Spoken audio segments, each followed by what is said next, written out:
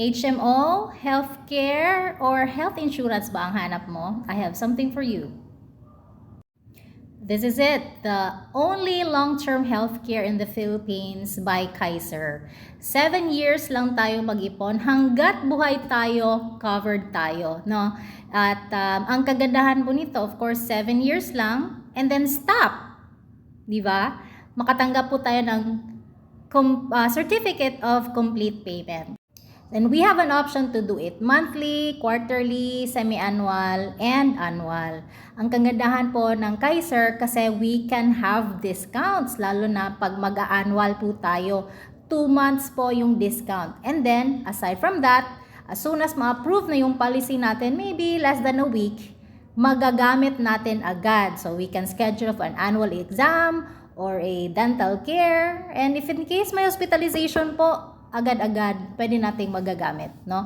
Now, aside from that, ito lang din po ang HMO na may cash benefit. So, may cash benefit tayo by the time na magmamature yung policy po natin. 7 years to save, wait time for 13 years. Pero ang kagandahan po, kahit we're still waiting, we can use the annual physical exam, the dental care, and then even the hospitalization. So, preventive yung approach po natin, no? So, naka-cash benefit ka pa and you're also healthy. Tapos, ito lang din ang na-discover ko, no, na kung hindi po tayo ma-hospitalize sa 7 years nating pag-iipon, 85%, ano yung hinuhulog po natin? 85% nun, babalik po sa atin. O diba, ang ganda? And si Kaiser, meron din siyang pakapin na insurance. No? Ano po ibig sabihin yan? If in case may nangyari po sa atin, yung policy po natin is considered fully paid, and then yung family din po natin makatanggap ng insurance claim. Aside from that, transferable po si Kaiser. O di ba? Now, aside from that, di ba kanina sabi ko may cash benefit. So yung cash benefit po, pwedeng hintayin din po yan ng family po natin. Meaning, 2 beses makatanggap ng cash yung family po natin.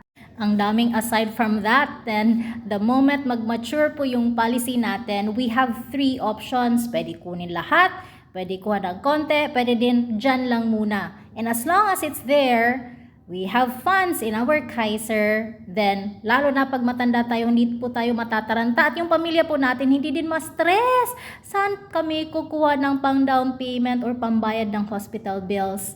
Yun ang kagandahan ni Kaiser. This is intended for our long-term na needs, no? Pinoprotektahan tayo ni Kaiser kasi most of the time, we can manage our health because that's our responsibility, di ba?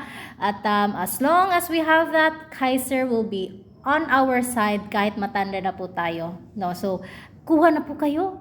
Activated habang bata pa tayo, habang insurable pa para hindi po tayo magsisisi. Kaiser, nasa iyo na talaga ang lahat.